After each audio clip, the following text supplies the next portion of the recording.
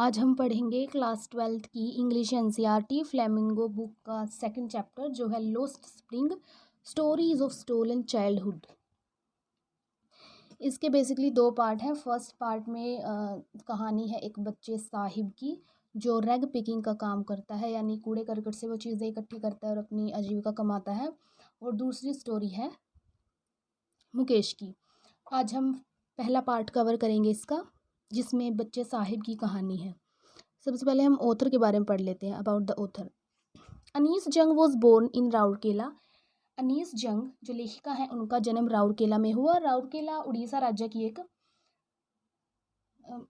City है, उड़ीसा राज्य का एक शहर है Rourkela. And spent her childhood, उन्होंने अपना बचपन बिताया एंड एडोलेसेंस और किशोरावस्था भी इन हैदराबाद में। ठीक है। She received her education in Hyderabad, उन्होंने अपनी शिक्षा हैदराबाद में ग्रहण की। And in the United states of America, और यूएसए में भी ग्रहण की। हर पेरेंट्स वर बोथ राइटर्स, उनके जो माता पिता थे दोनों लेखक लेखिका थे।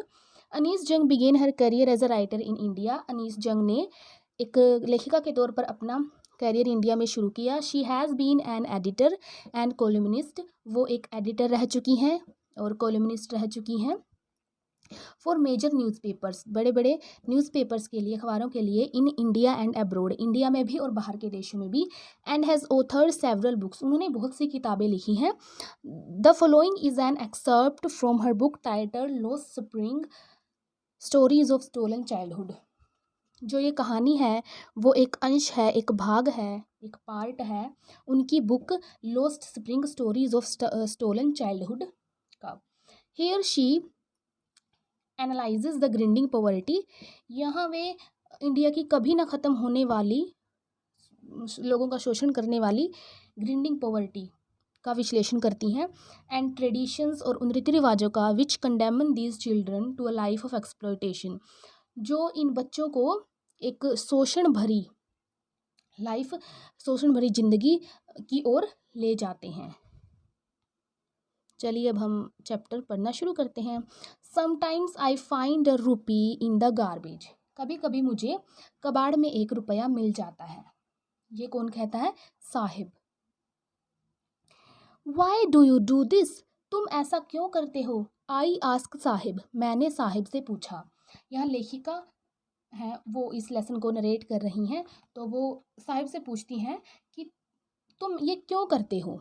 whom आई एनकाउंटर, जिसे मैं मिलती थी, एवरी मॉर्निंग, हर सुबह, स्क्राउंजिंग फॉर गोल्ड, स्क्राउंजिंग मीन्स कुछ ढूंढना, खोजना, गोल्ड फॉर गोल्ड, सोने की स्क्राउंजिंग फॉर गोल्ड, सोना ढूंढते हुए, इन द गार्बेज डंप्स, कबाड़ के ढेरों में, ऑफ माई नेबरहुड, मेरे पड़ोस के। Sahib left his home long ago, Sahib ने अपना घर लंबे समय पहले, बहुत पहले छोड़ दिया था। Set amidst the green fields of Dhaka, उसका घर ढाका के हरे खेतों के बीच स्थित था।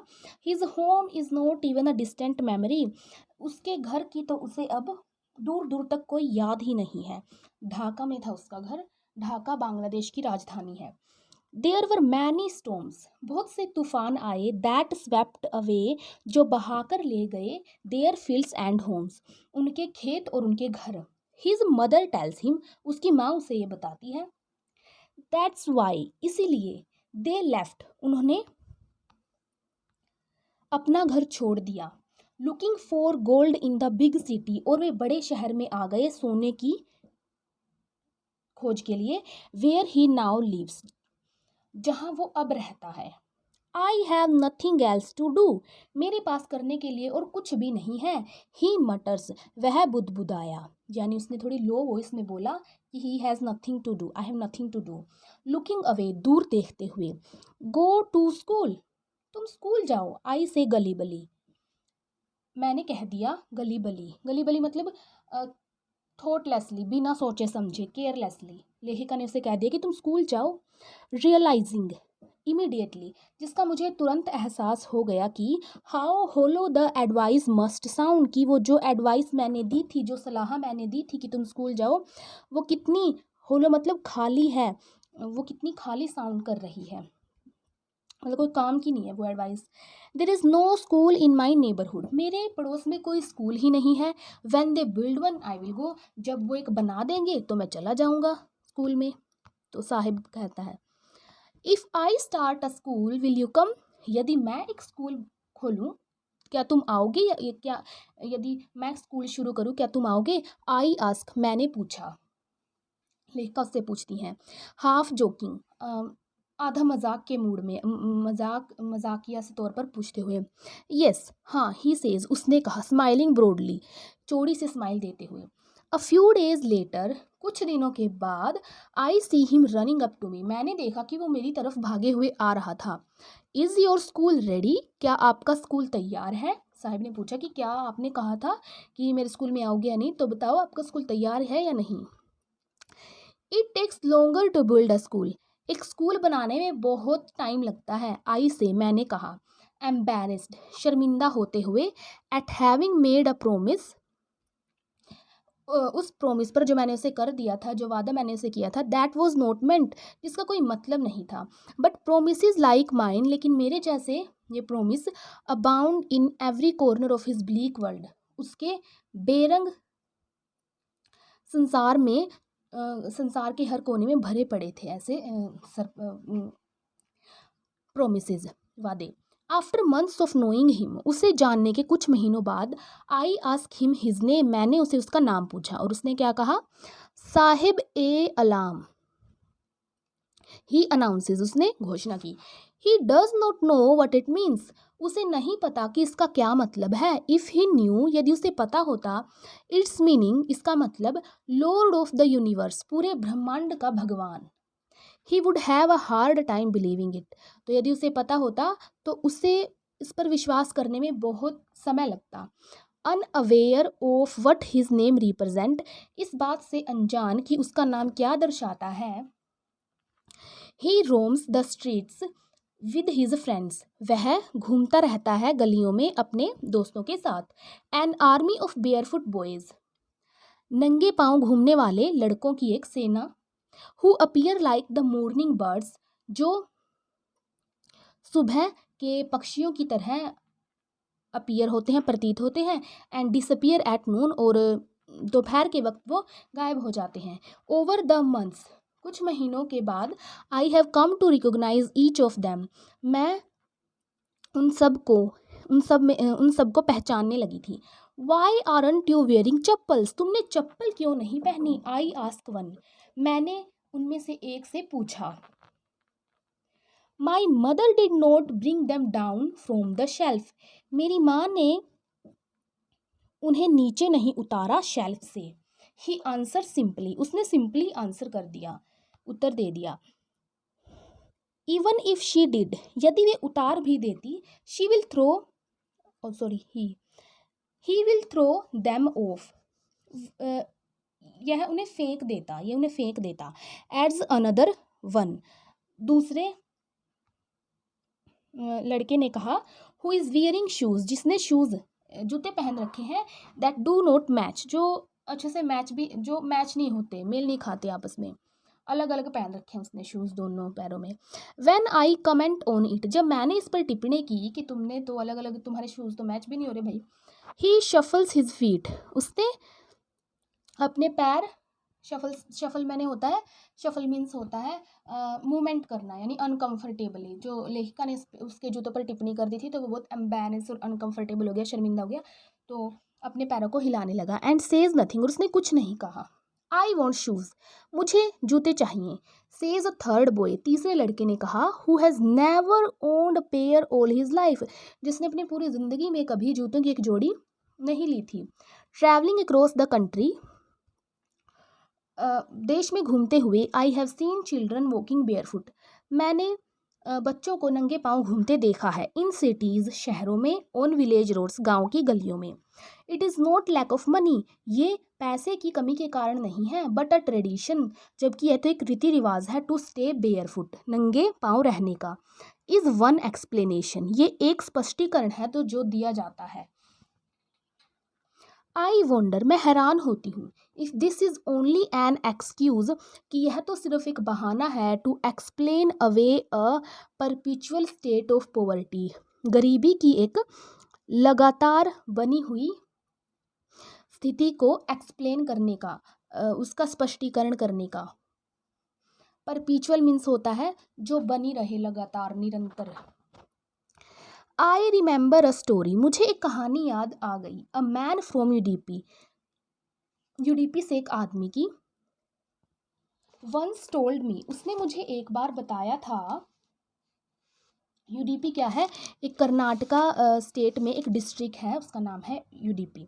एज अ यंग बॉय, जब वह एक यंग लड़का था, he would go to school past an old temple, वह जब स्कूल जाता एक मंदिर से पास होकर जाता था, वो मंदिर आता था रास्ते में। Where his father was a priest, जहाँ पर उसके पिता एक पुजारी थे, प्रिस्ट थे। ही वुड स्टॉप ब्रीफली, वह वहाँ कुछ समय के लिए एट द टेम्पल, कहाँ? टेम्पल पर, and pray for a pair of shoes, और एक जूते की जोड़ी के लिए प्रार्थना करता। 30 ईयर्स लेटर, 30 साल बाद, आई विजिटेड हिज टाउन, मैंने उसका टाउन, उसका कस्बा विजिट किया। यानी लेखिका पहले गई और उसके बाद वो सीधा 30 साल बाद उन्होंने जब विजिट किया उस टाउन को एंड टेम्पल, और उस मंदिर को, which was now drowned in an air of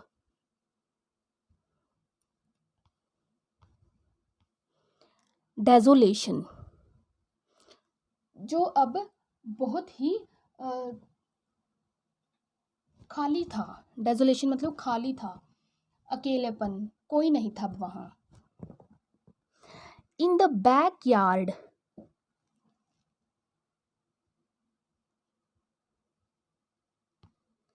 which was drowned in an which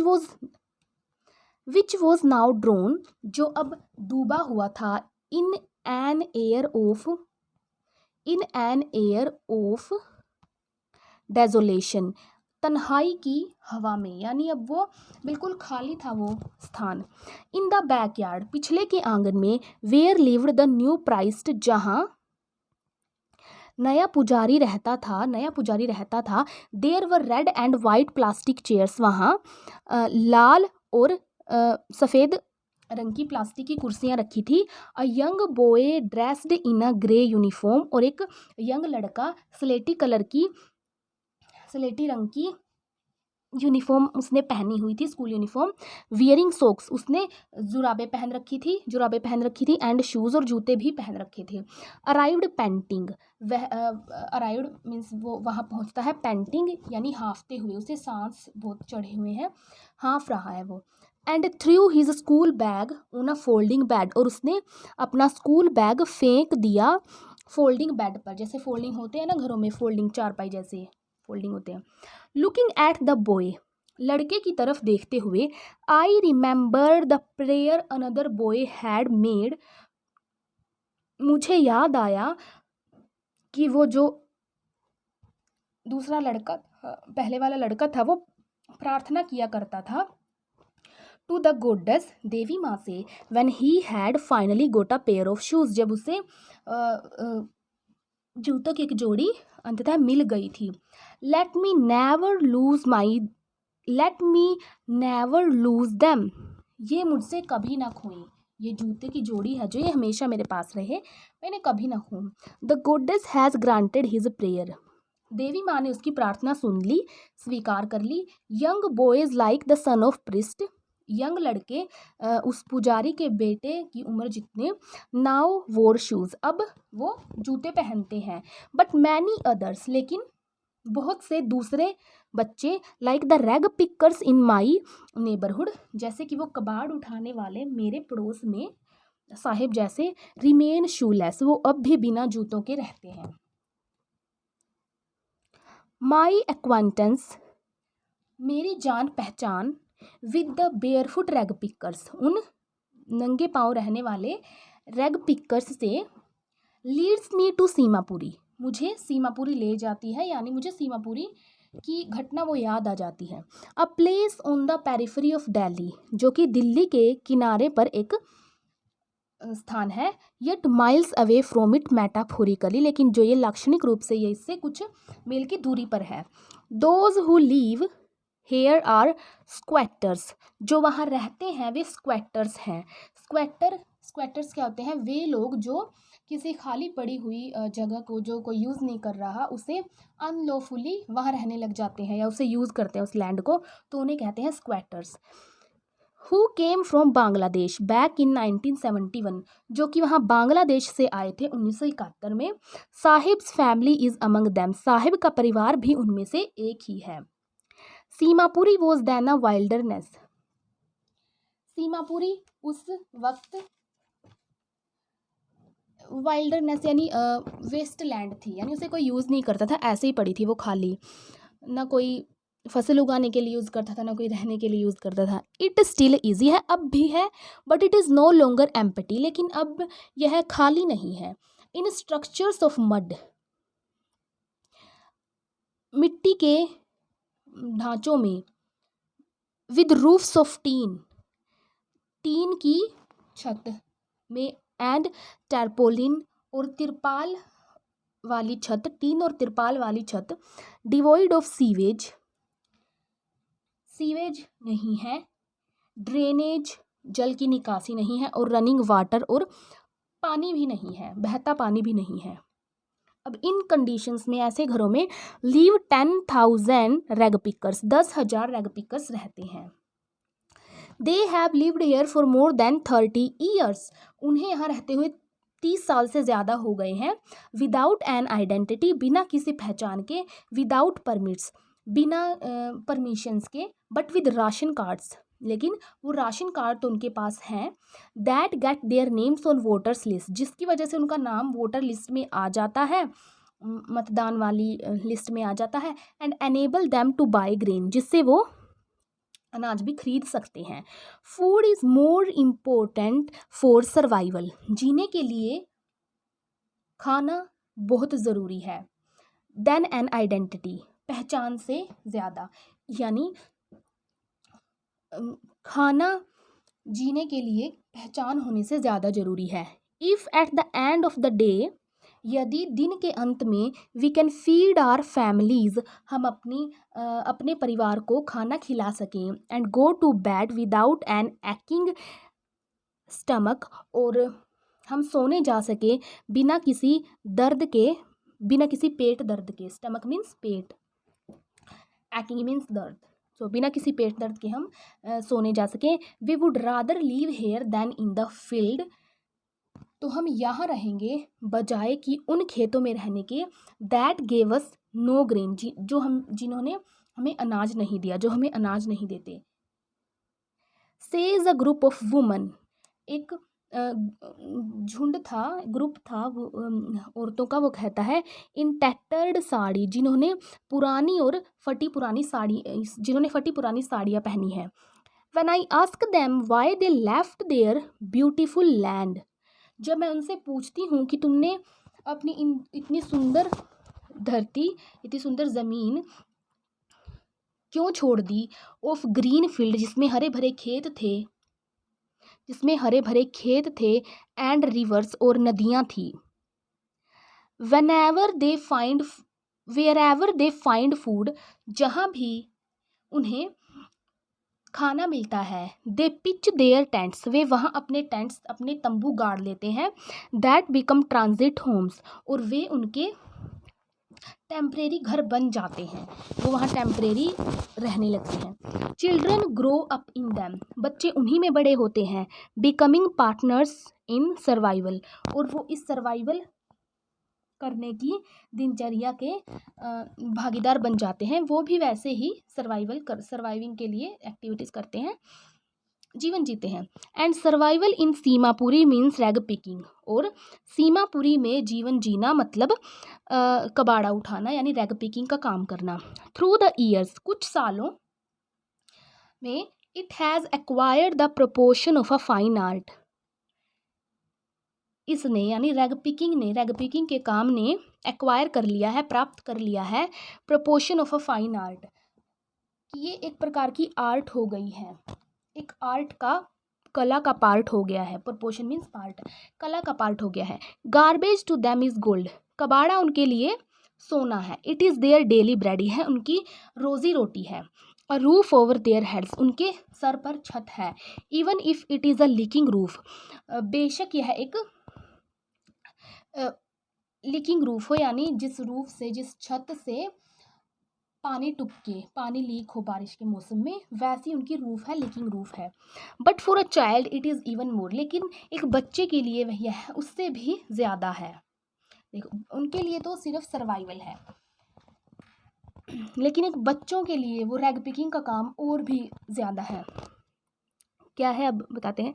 I sometimes find a rupee even a 10 rupee note, मुझे कभी कभी 1 रुपया या 10 रुपये का नोट भी मिल जाता है। साहिब सेज, साहिब कहता है। हिज आईज लाइटिंग अप, उसकी आंखें चमकती हैं, मतलब उसकी आंखें चमका कर आंखों को, उसकी आंखों में वो चमकदारपन होता है।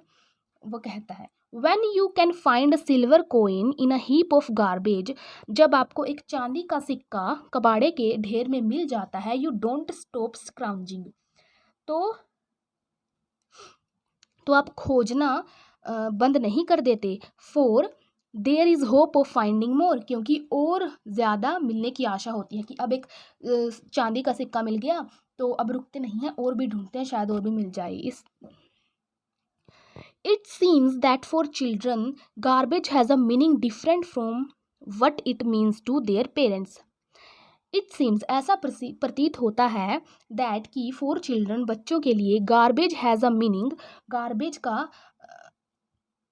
garbage has a meaning different from, garbage का वो मतलब है जो उनसे बहुत अलग है, जो उनके माता पिता सोचते हैं, जो उनके लिए मतलब है कबाड़े का पेरेंट्स के लिए, लेकिन बच्चों के लिए उससे बिल्कुल अलग है।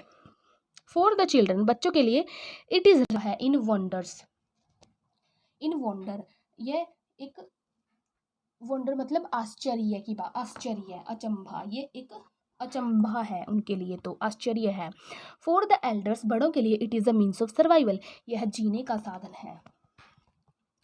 वन विंटर मॉर्निंग, एक सर्दी की सुबह, I see Saheb standing by the fenced gate of neighbourhood club, मैंने साहिब को देखा फेंस लगे हुए गेट पर खड़े हुए पड़ोस के क्लब के। Watching two young man dressed in white, वो देख रहा था कि 2 यंग आदमी थे, वो वाइट ड्रेस पहने हुए थे, सफ़ेद ड्रेस पहने हुए थे, प्लेइंग टेनिस, और टेनिस खेल रहे थे। आई लाइक द गेम, मुझे यह गेम, ये खेल पसंद है। ही हम्स, वह कहता है। हम्स मीन्स वो बहुत ही लो आवाज़ में, बहुत ही धीमी सी आवाज़ में कहता है कि आई लाइक द गेम, मुझे गेम पसंद है। Content to watch it standing behind the fence, और वह संतुष्ट है इसे देखते हुए फेंस के पीछे खड़ा होकर।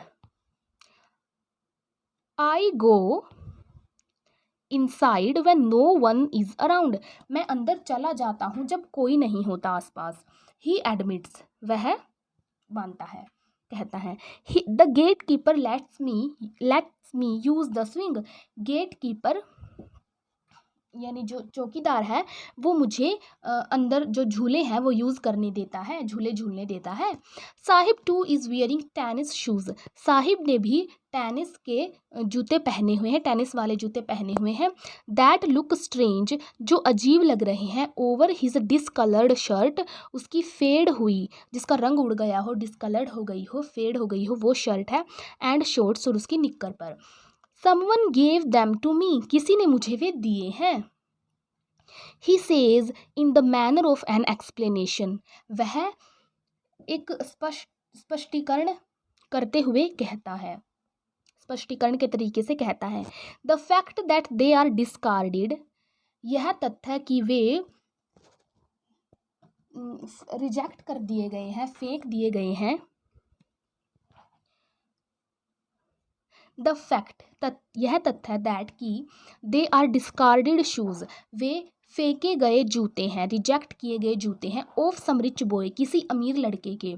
Who perhaps refused to wear them, जिसने हु जिसने परहैप्स शायद रिफ्यूज्ड टू वियर पहनने के लिए मना कर दिया दैम उन जूतों को because of a hole in one of them क्योंकि उनमें से एक में एक होल हो रखा था, एक सुराख हो रखा था। डज नॉट बोदर हिम लेकिन यह बात उसे से कुछ फ़र्क नहीं पड़ता, यह बात उसे कोई परेशान नहीं करती। For one who has walked barefoot क्योंकि एक ऐसे बंदे के लिए जो नंगे पाँव घूमता है, even shoes with a hole is a dream come true ऐसे बंदे के लिए वे जूते जिनमें एक होल भी हो वो भी एक ड्रीम के सपने सच होने जैसा है अगर उसे वो जूते भी मिल जाएं। But the game he is watching so intently लेकिन वो गेम जो वो इतनी एकाग्रचित होकर देख रहा है is out of his reach उसकी पहुंच से बाहर है। दिस मॉर्निंग इस सुबह Saheb is on his way to the milk booth Saheb milk booth की तरफ जा रहा है। In his hand is steel canister उसके हाथ में एक स्टील धातु का कैनिस्टर है। कैनिस्टर मतलब कनस्तर, ये बेलन के आकार के होते हैं, सिलेंड्रिकल फॉर्म में होते हैं, कुछ भी रखने के लिए इनमें जैसे तेल फूड कुछ भी स्टोर करके रख सकते हैं, तो वो कैनिस्टर लिए हुए है। I now work in a tea stall अब मैं एक चाय की दुकान पर काम करता हूँ। ही सेज उसने कहा पॉइंटिंग इन द डिस्टेंस दूरी पॉइंट करते हुए कि उस दूरी पर थोड़ी सी दूर जाकर वहाँ चाय की दुकान है, वहाँ मैं काम करता हूँ। आई एम पेड 800 रुपीज़ मुझे 800 रुपये मिलते हैं एंड ऑल माई मील्स और मुझे अपना खाना मिलता है तीनों टाइम का। Does he like the job क्या उसे जॉब पसंद है? आई आस्क मैंने पूछा। तो लेखिका साहिब से पूछती हैं कि क्या तुझे अपनी ये जॉब पसंद है, अपनी नौकरी ये पसंद है? हिज फेस उसका चेहरा आई सी मैंने देखा has lost the care free look उसके चेहरे ने वो मस्त मोला सा जो लुक था वो खो दिया था। अब वो मस्त मोला सा नहीं था, केयर फ्री नहीं था। The steel canister seems heavier steel canister उसे भारी लग रहा था than the plastic bag he would carry उस प्लास्टिक बैग से जो वो कैरी करता था so lightly over his shoulder अपने शोल्डर पर आराम से, सो लाइटली आराम से। The bag was his bag उसका था साहिब का। The canister belongs to the man लेकिन जो कैनिस्टर था वो उस आदमी से बिलोंग करता था who owns the tea shop जिसकी चाय की दुकान थी। Saheb is no longer his own master अब साहिब अपना खुद का मालिक नहीं रह गया था क्योंकि अब वो एक चाय की दुकान पर काम करने लगा था। पहले बेशक वो रैग पिकिंग का काम करता था लेकिन वो खुद का मालिक था, खुश हुआ घूमा करता था मस्त मोला। Now this was the first part of this lesson.